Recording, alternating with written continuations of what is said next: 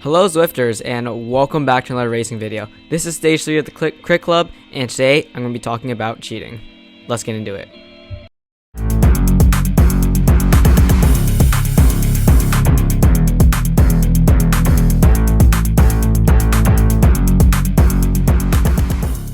So I don't tend to talk about cheating that much, and that's partially because I don't experience it that much, and partially just because it's a very sensitive topic, and it's kind of subjective. It depends on your point of view on cheating, and what you view as cheating. And last time I talked about a rider who hit 18 watts per kilo, and he was racing in category B with that kind of power, and a professional cyclist as a verified UCI World Tour rider on Zwift, and I just had some thoughts about that, so I decided to share that. That video did pretty well, and today I'm going to be talking about a different cheater, and it's also a different type of cheating, and this is going to be the micro bursting technique.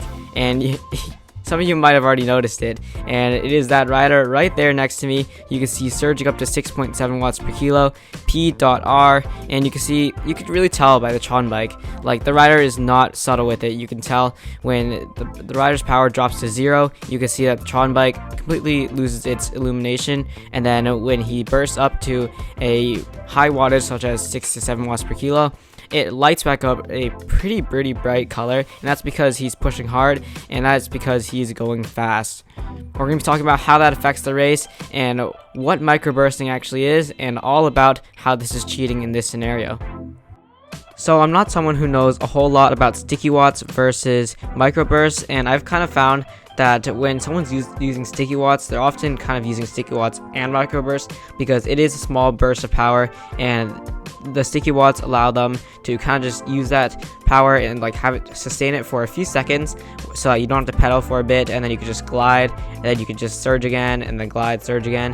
And that's clearly what this rider up front is doing, and you can see that he's just sprinting, and now he's into the super tuck, which means that he's putting out 0 power and he's out of the draft. So that's kind of what's going on here in this specific situation, but how exactly this affects the race, that's what we're going to be talking about next. If you're enjoying this video, please hit that like and subscribe button. By the end of June, I'm trying to hit 1,000 subscribers, so if you could all join me on my mission to hit 1,000 subscribers, that would be great, and I really appreciate the support.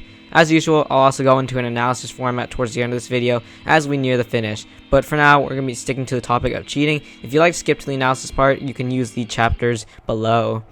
Alright, so how exactly this rider affects the race? I found that this rider does not directly affect the race that much because of how he's drifting towards the back of the group and then surging off the front slightly, but it's not to the point where the rider is completely off the front and pulling the entire group with him. It's more of a subtle surge to the front and kind of just slowly drifting back. It's not going off the front necessarily, but just to the front and then dropping back off. So I found that this didn't affect the race too much, and it did not increase the speed too much, but I know that other riders who were struggling to keep up with the group might have felt that this rider was causing harm to the group and was stretching this group out an unnecessary amount.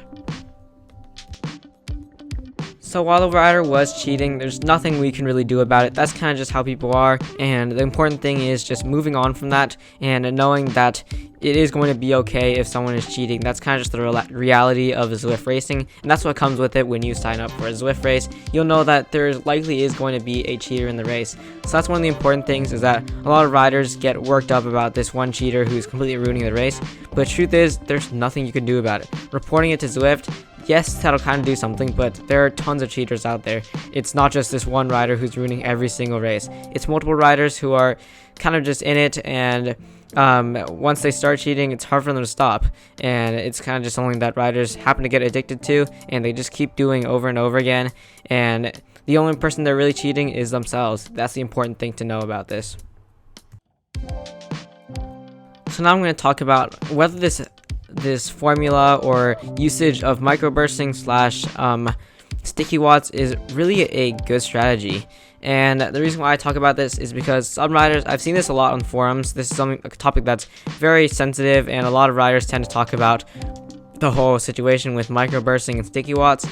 I don't find it to be that easy of a way to cheat. Like, if you're looking for a way to cheat and just have a completely easy race, this is not really the way to do it. But I can see how many riders view this as cheating, because you can literally just burst up to 500 watts, have it hold that for a few seconds, then you can just chill for a bit.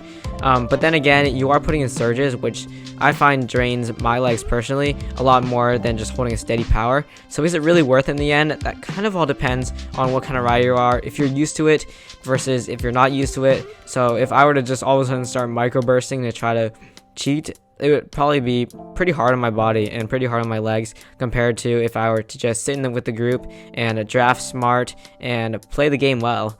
I'd probably find that microbursting is probably harder, but also if you are used to it, it probably definitely is easier than just holding a steady power, because you get the hang of it and you kind of learn how to cheat it properly, or not properly exactly, but you learn how to cheat the most efficient way possible and cheat smart, I guess. So that's enough talk about cheating, and now on to the analysis part of this video. So one of the things that I want you to note is that every time I've gone through that power-up arch, I believe it's only been once or twice in this actual recording, but every single lap I used my power-up, and every single lap I got an arrow powered up again, and that's something that I've just found completely amazing, and I did not think that I would be getting all arrow boosts. So my hopes were pretty high in this race, and I was thinking, okay, this is going very well. The fact that I've gotten 4 or 5 arrow boosts in one race, that's something that I have never had before. Normally in Crit City I get like some feather power up, burrito power up, and other useless power ups that I do not want. And in this race, I just happened to luck out. The power-up gods were with me, and I ended up getting some very good power-ups. This did help me stay with the group for quite some time, and note that I am starting to straggle off the back here, and that's because I'm trying to put my gloves on, and I've actually got a video about wearing gloves with indoor cycling. While it may seem a bit odd, I have found it to be pretty efficient in helping me have much better grip and being more efficient when I'm sprinting in terms of power output. So I will be making a short video about that later on, but for now I'm just gonna say that I was trying to put my gloves on here so I could get those extra few watts in the finishing sprint, and it did not go as planned. I ended up just putting one glove on and then trying to put it on with, I'd say, 500 meters left in the race, which is not a great idea because the group was literally about to sprint.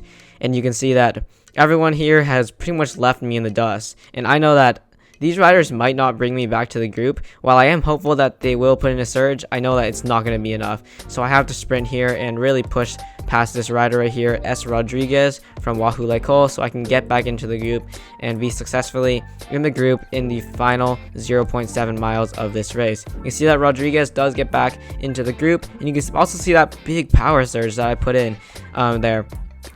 And that was really just a result of trying to put my gloves on.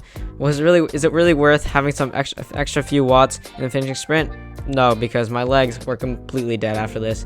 And that's just another example of not using your power well and being completely unaware of the situation in a Zwift race. So don't do that, and make sure that you know what you're doing when you are trying to multitask on the bike towards the end of a Zwift race. Alright, so right here is where I actually put my second glove on, so I have both gloves on coming to the finishing sprint, and I'm kind of just chilling here. I'm moving into a much better position in the group, but I don't exactly want to be towards the front that much, but I did make a mistake there, slowing down quite a bit. I should have kept that power up and stayed close to the group. I thought that I was going to move past the group, but because I'm used to Pack Dynamics version 3, where that was the case, that's not quite the case in Pack Dynamics 4. So you can see here that I just start my sprint, and I thought that I would be able to wait until the top of the hill to put my power up on, but I realized that everyone's just giving it their all on this climb, so I needed to use that arrow boost if I wanted to stay remotely close to this group. And then towards the top, I was already dead, and you can see that my power is starting to fade, which is not a good thing, and you can see that I am just completely dead here, and I end up letting this rider pass me because I just have absolutely nothing left in the tank after this. Overall, it was a very fun and challenging race, a bit slower than the Crit City race that I did earlier, but certainly a fast and furious race. So thank you all for watching. Please let me know what your thoughts are on the whole cheating situation in the comments below, and thank you all for watching. Please like and subscribe. See you all next time, and ride on.